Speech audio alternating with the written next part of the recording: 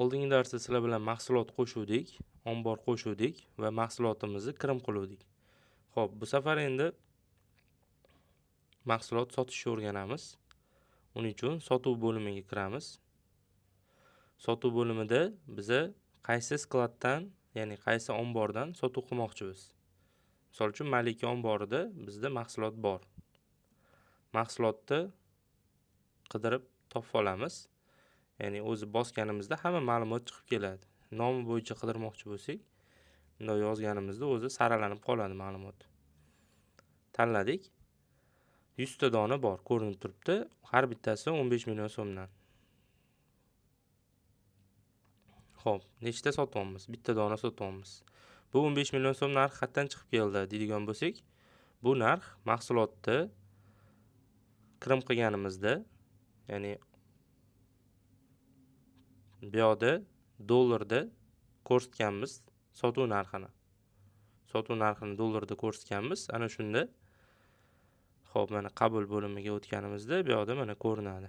Ko'rsatish mana sotuv narxini dollarda kiritganmiz o'shanda. O'shandan kelib chiqib, kurs bo'yicha hisoblab, sotuvda agar biza mahsulotni mana sotuv bo'limiga o'tdim, ombor tanladim. Mahsulotimizni tanladik. So'mda turgan bo'lsa, so'mda hisoblab ko'rsatyapti. Dollarda bo'lsa, dollarda hisoblab ko'rsatadi. Ya'ni qaysi kurs bo'yicha bo'lgan o'shanda. Misol uchun 11900 dan kelganmi?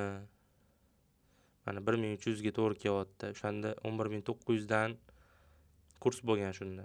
Misol uchun bu yoqda hozir kurs hozir 12,5 ming bo'lib ketib qolgan bo'lsa, sizda dollarda shunaqa narx chiqib keladi avtomatik tarzda. Xo'p, endi tasavvur qilamiz, shu bugun kirim qildik va kurs o'sha va bugun yana sotuv qilyapmiz. 1300 dan sotuv qilyapmiz. Xo'p, bu yoqda mahsulot tanlandi. Nechta kerak? Bittami, ikkitami? Misol uchun ikkita sotyapmiz. Xo'p, bu yoqda jamini bossak,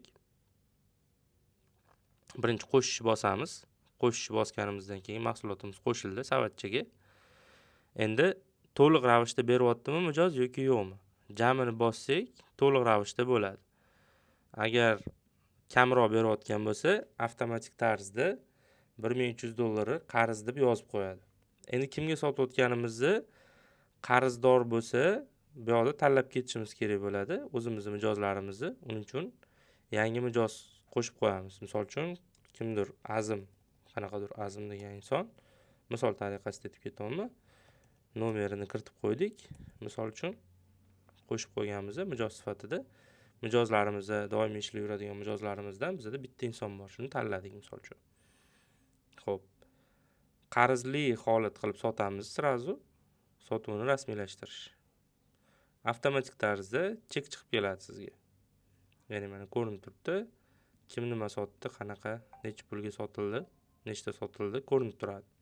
Qarzli sotuv bo'lgan mana. Bo'ldi. Chop etish kerak bo'lsa, printer yordamida chiqarib olaveramiz yoki yopib qo'ydik. Mana bu yoqda sotuvlarning tarixida ko'rinib turibdi. Shu kuni, shu soatda 2600 dollarlik sotuv bo'lgan, lekin qarzli holat bo'lgan. Ya'ni buni bosganimizda necha pul to'langan, necha pul qarz bo'lganligini ko'rsatadi. Xaridor kim? Xaridor Azim degan telefon raqami ko'rsatib turibdi. Shunaqa. Tahlilga o'tadigan bo'lsak, shu holatda bizda mana ma'lumotlar ko'rinib turadi hammasi.